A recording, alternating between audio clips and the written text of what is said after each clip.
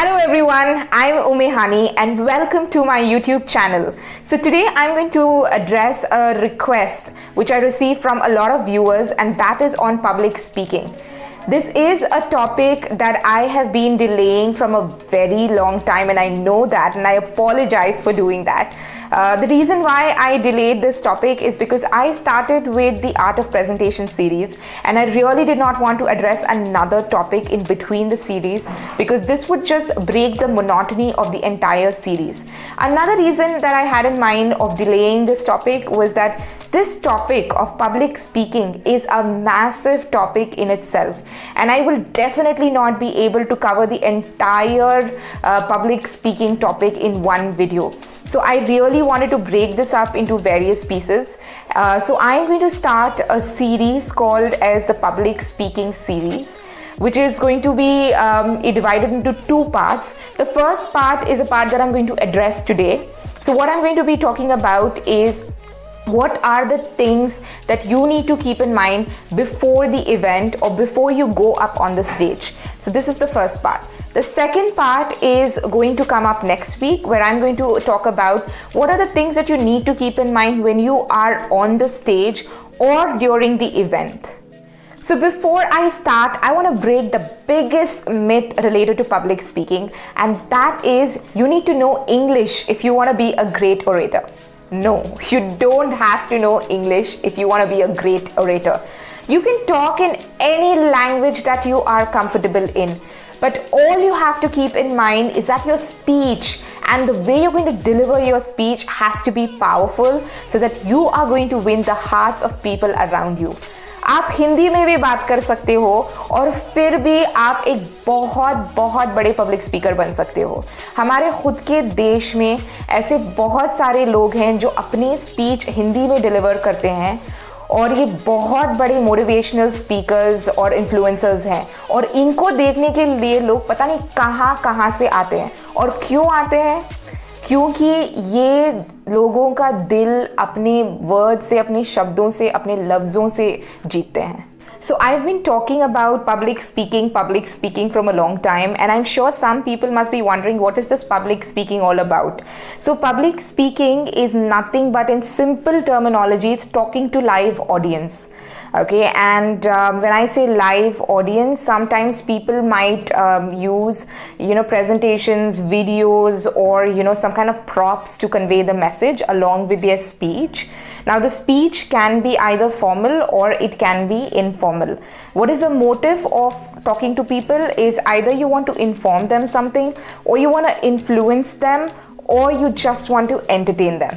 So let us first of all know a little bit about the history of public speaking. Now, public speaking is not something which has just started now.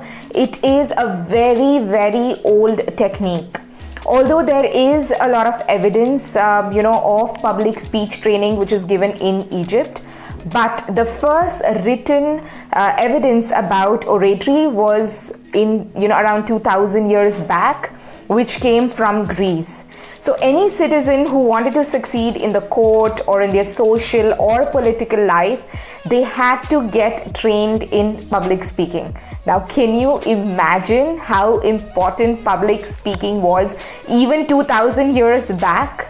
Okay, now just imagine what will be the importance of public speaking in today's world. Because in today's world, people are actually looking out for influencers. Okay, so they want a speaker who is just great in talking and someone who adds value to their life. And that is the reason why public speaking is very, very important to each one of us, because it's just not about talking on the stage. It can be even addressing a crowd in a town hall, in a meeting, in a gathering, or even in a family function. You can even be a student and you have to deliver a presentation to your classmates or your faculties for a viva or an examination. Now, if you do not know the techniques of how to talk in front of a live audience, then no matter how powerful your words are, you will definitely fail as a speaker. So I'm sure a lot of you must be wondering, what is the connection between public speaking and me? So for the ones who do not know, let me just tell you that one of my hobby or my passion is to talk in front of live audience on the stage. So I recognized about this hobby as a student in college. So I started public speaking back then in college, and I have continued it even now as a professional. So I have like a decade of experience in public speaking. And I also feel that, as a soft skill trainer, my profession has added more value to public speaking skills that I possess. And whatever I'm going to talk in this series of public speaking is completely going to be based on my experience as a speaker. So the first step towards public speaking is to take that move. Now, what do I mean by take that move is a lot of us suffer from something called as glossophobia. Now, glossophobia in a layman's language is nothing but stage fear. Now, believe me guys, it's absolutely alright to have stage fear or to feel nervous or anxious when you're standing in front of a crowd or when you're standing on the stage. You won't believe me, I have a decade of experience in public speaking, but even today, every time I am standing in front of the crowd or on the stage, I do feel anxious and nervous. You know what? The first 10 seconds is the most important time. This is a time when your brain is going to take up the decision whether you really want to take the challenge or you want to give up. But if you decide to take up the challenge, then trust me, nothing in the world can stop you from becoming successful. But you have to take the challenge. All I'm telling you is just stay motivated, be confident about yourself, and trust yourself. You have to trust yourself, and if you do that, you have taken your first step towards public speaking. So the next step is to write down the speech, and to write down a good speech, you need to identify your target audience. Now, you need to know whether your target audience is a bunch of youngsters or a group of professionals, or it is just a casual gathering and you have like a mixed group. Okay, so you need to identify that. And once you've done that, then you coin down on what kind of words you need to choose when it comes to humor, inspiration, motivation, etc.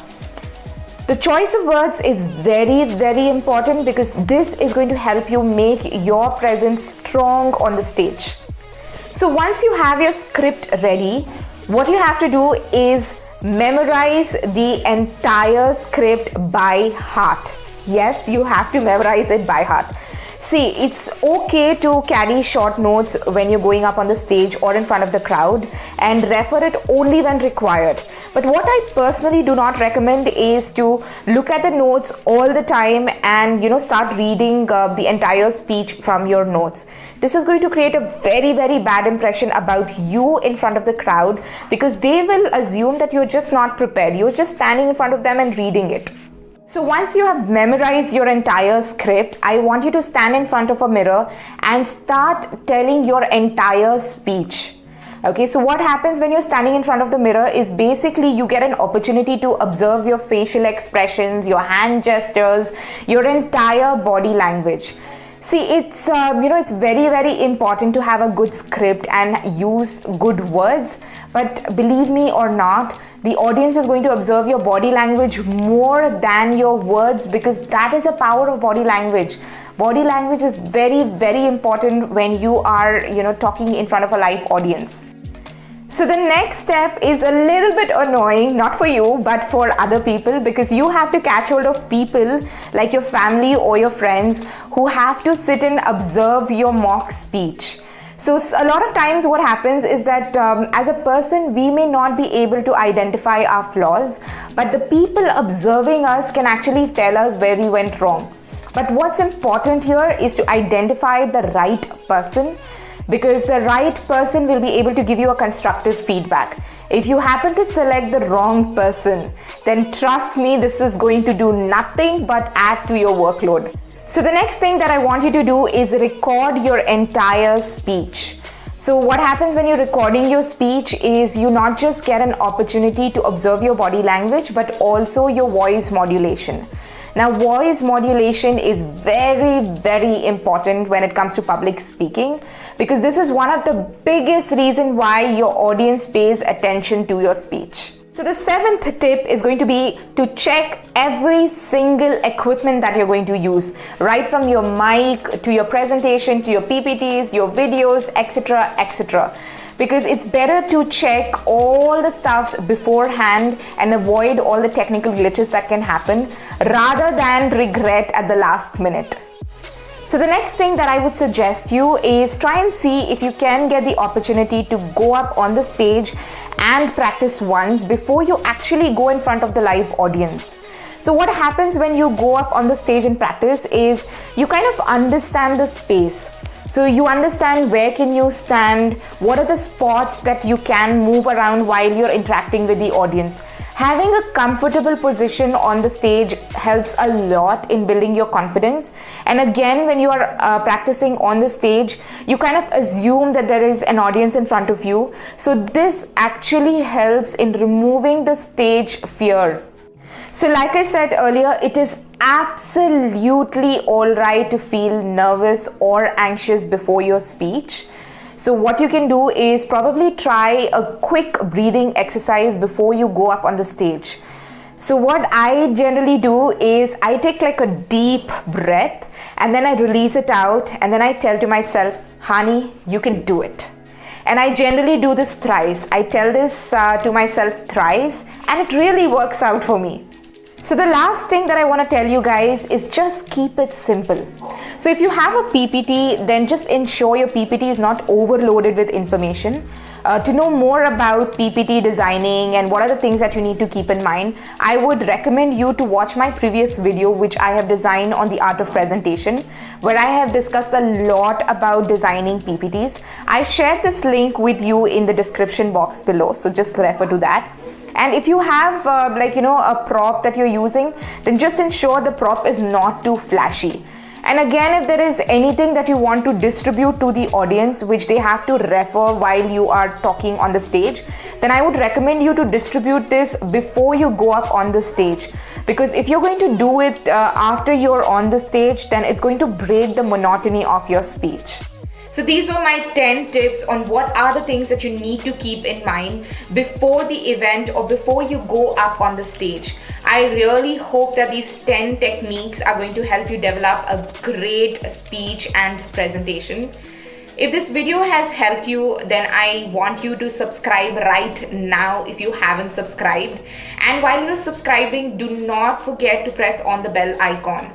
I really want you guys to implement all the 10 techniques that I've shared with you guys, and I would love to hear your feedback down in the comment section below. If you've liked the video, do not forget to share the video with your friends and your family. And I'm going to see you soon in the next video, which is going to be the part 2 of public speaking series. The next video is a video where I'm going to talk about what are the things that you need to keep in mind when you are up on the stage or when you are delivering your speech. So until then, I really hope that you're going to come up with more requests about what are the topics that you would like me to address. So I really want you to practice, stay safe, and take care.